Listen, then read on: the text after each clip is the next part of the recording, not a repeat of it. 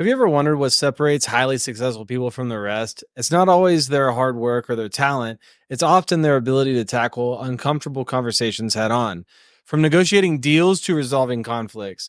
So, in this video specifically, I wanted to go over having hard conversations in the workplace, specifically with employees and/or with yourself. I'm sure many of you guys have at least one person on your team at this current moment that occupies real estate in your mind for at least half the day where you're like, man, if only they could be better, if only they would just do these things, if only, if only, if only. And they just occupy time in your mind. And you're like, I can't believe this person's on my team, or whatever it is that you say to yourself in your head. And you're avoiding the hard conversation that you need to have with that individual. And have you ever really wondered why is it that you get the butterflies in your stomach and why you get like almost a actual body feeling whenever you think about having this actual conversation with this individual? Um, I know for me, the number one reason is just because I'm a very emotional being and I love people to a very high degree. And so oftentimes, uh, we're worried about the outcome, especially. I would say this is probably the number one thing is we are worried as to what the final result of that conversation will be. Will it be that they leave me and they go somewhere else? Will it be that nothing ever changes and I had the conversation for no reason? Will it be that they're going to have a huge burst of emotion and they're going to come at me and create a altercation of some form, whether it be verbally or physically? Maybe you just don't know what to say.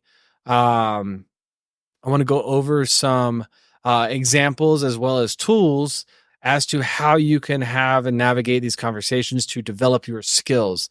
This is something that I have definitely had to develop over time because if I would have the hard conversation when I would want to in the moment of like great emotion, I would say stupid stuff that I didn't really mean because it's basically attacking somebody because you're in an emotional state, not a logical state.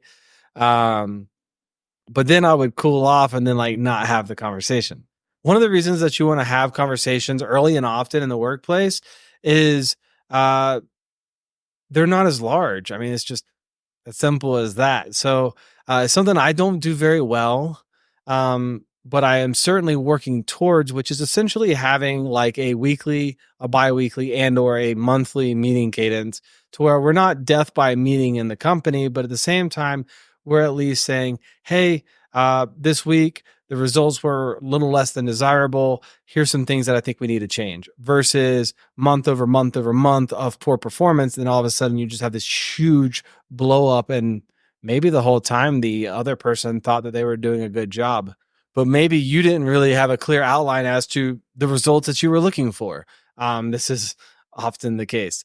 And so when you have these conversations early and often, it helps you build authentic relationships to where you're transparent about how you feel. They can give you feedback. And then also you're learning the soft skills, is I guess what they call it, the soft skills of handling that conversation, being an active listener, to where you can get the results that you desire.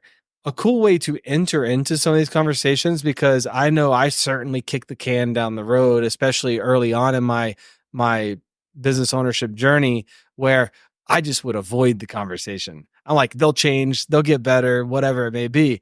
And Simon Sinek has a tool which is basically, hey, I need to have an uncomfortable conversation with you. This is something that I'm working on because I'm not, obviously as a leader, this is kind of awkward, but basically it's, I may fumble my way through some of these parts. Uh, but this relationship matters to me. And my fear is that if we don't have this conversation now, I am concerned that this behavior may destroy this relationship, and I would prefer to see it grow. But what's cool about this angle is you're being vulnerable. You're about to say some really tough things to this potential employee and/or person, and you could potentially lower their defense mechanisms by coming at them and saying, "Hey, we're about to have this hard conversation, but I value the relationship so much more that, you know, let's get through this, but we need to do this because if not, it's not going to exist anyway." essentially it promotes a culture of open communication. Everybody says culture is the number one thing within the entity, but then we avoid a major part of it, which is communication. So anytime an expectation is under delivered is usually because there was a lack of communication of what the measurables were. And instead you just get deep down upset about it and you don't say anything, and or you have an emotional attack at the individual, which is not productive at all. I want to go over some useful tools as to how to um, go into these difficult conversations to where, let's just say, a discrepancy of some form was made to where the standard was much less than desirable and we need to have a conversation. One of the best tools that I have ever used, a friend of mine, Brad Rapone, put me on this. And I remember the first time I used it, we both kind of laughed about it, but in the end. But I remember being all worked up about this particular person. I really enjoyed having this person on my team, but there was just these times where the culture level would just plummet, and he would just get very loud and say really dumb things, and it made the workplace kind of awkward. So essentially, it's four quadrants. You have high performance, low culture, low performance, high culture, and high culture, high performance. And you have a definition of what to do based around each one of these. And so low performance, low culture is termination immediately. Your high performer, low culture, that's kind of like your top sales guy that's like super ego driven, that you see in the movies, that he's definitely the top producer, but nobody in the team really likes him. Nobody wants that in a small business, let's be real. And so the goal with that individual is to put them on a 30-day metric of, hey, let's increase the culture output. Let's try to build some camaraderie amongst the team, et cetera, so that you fit in a little better. The bottom right quadrant is high culture, low performance. This individual gets like a 30, 60, 90-day review to where it's really more on the 90-day KPI where they have a quarter to increase their performance. Maybe your job is to provide them more tools and or send them off to a training to get them better to fit in the high performance, high culture category. And then the high performance, high culture is like your team leaders, the people that you promote, et cetera. And so what's useful about this tool is there's no in between. And so everybody wants to say, well, like, I'm kind of this. No, it's either you're this or you're that, or you're this or you're that. And so the first time I used this tool, no lie, the guy put low performance, low culture. And I just was like, well, why do you feel that you're in that position? And he explained so. And I basically, instead of having to say anything else, I say, and that's why we're having to remove you from your position. And you were terminated from this point thereof. And so obviously I'm in an at-will state. So look up whatever your state code is. I'm not advising you on how to terminate employees because your state's laws can differ. But in Florida, you are allowed to terminate without reason and upon whenever you want.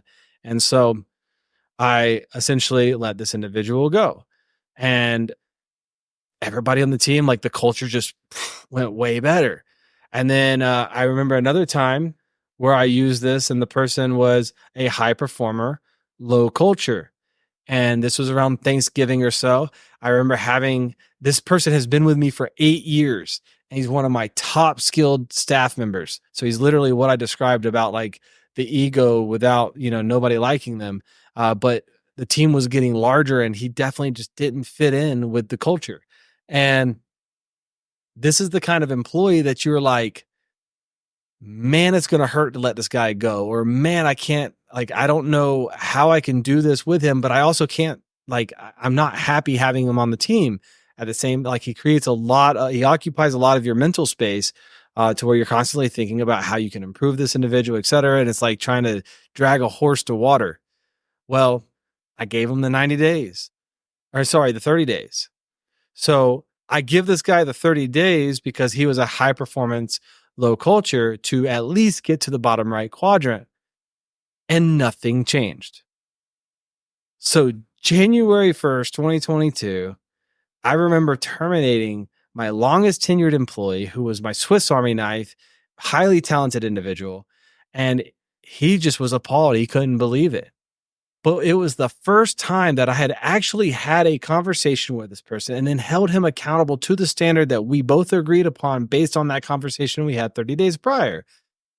And ultimately, that's probably the most important part, is that you do what you say that you're going to do. To where when you say that, hey, you have 30 days to increase your cultural output, your obviously your job duties are fine, but you need to fit in within the workplace because people don't really enjoy working with you.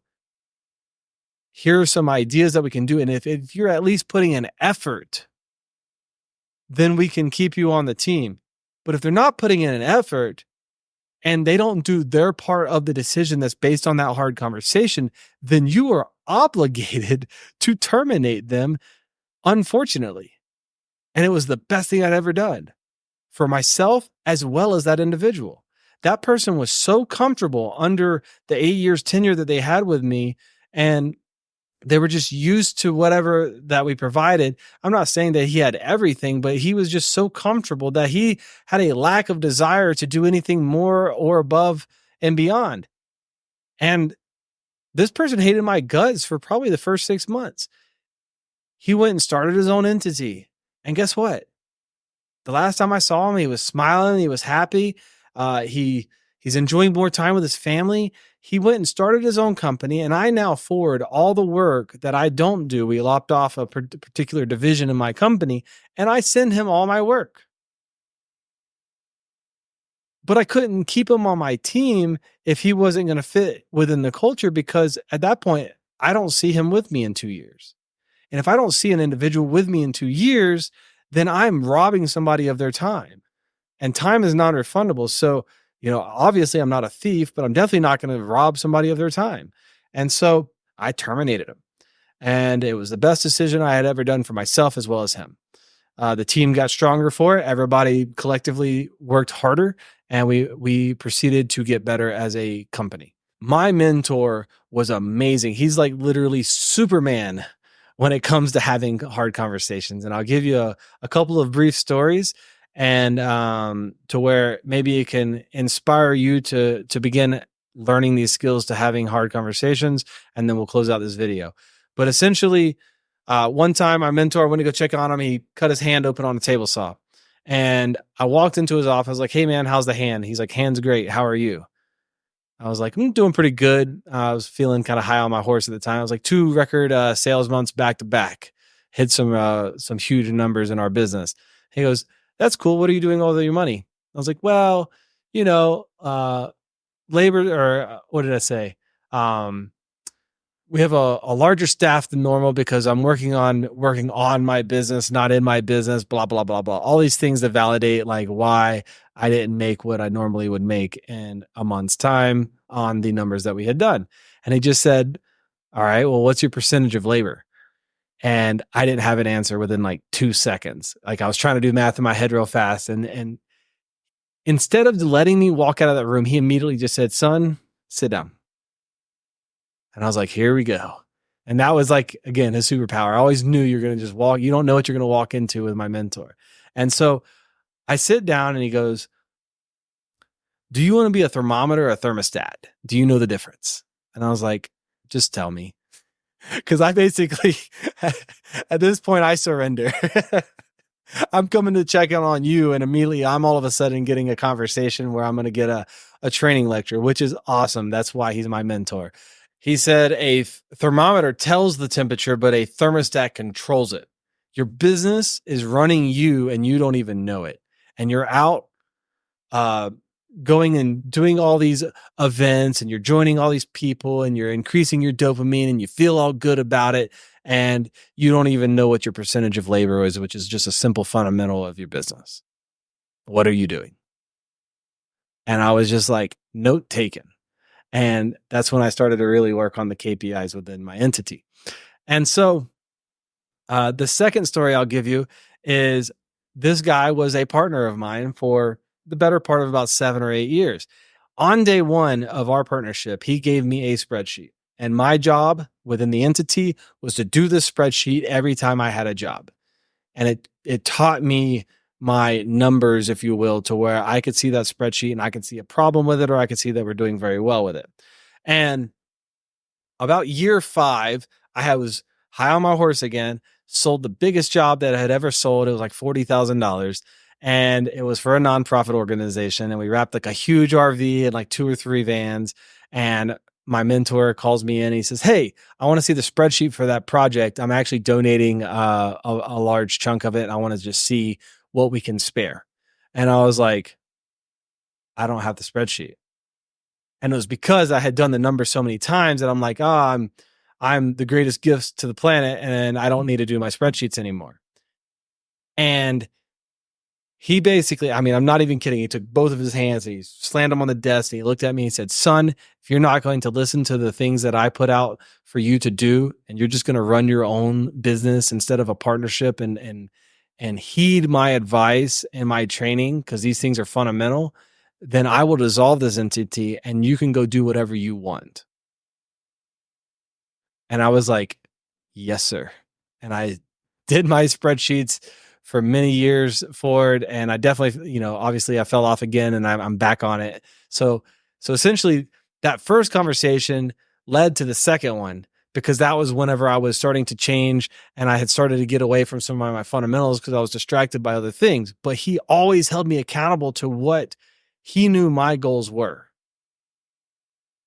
And if you can have conversations to where you focus on what are your goals? Okay, your goal is that. Awesome. I'm going to hold you accountable to your goal, because if I help you hit your goal, odds are my goal takes care of itself. So if they're saving for a home, if they are trying to get a car, if they're trying to hit a certain level of skill, whatever it may be, if you're helping that individual reach their goals, your goals take care of themselves. And I firmly believe that. And so accountability is 100% the ultimate form of love. There is nothing better than holding somebody accountable, especially if you understand where they're trying to go. Tim Ferris basically says a person's success in life can usually be measured by the number of uncomfortable conversations he or she is willing to have. And I believe this to be true. So if you enjoyed this video, make sure to hit like and comment below on what your thoughts are and or what the next topic that you believe I should cover. And we'll see you on the next one. Peace.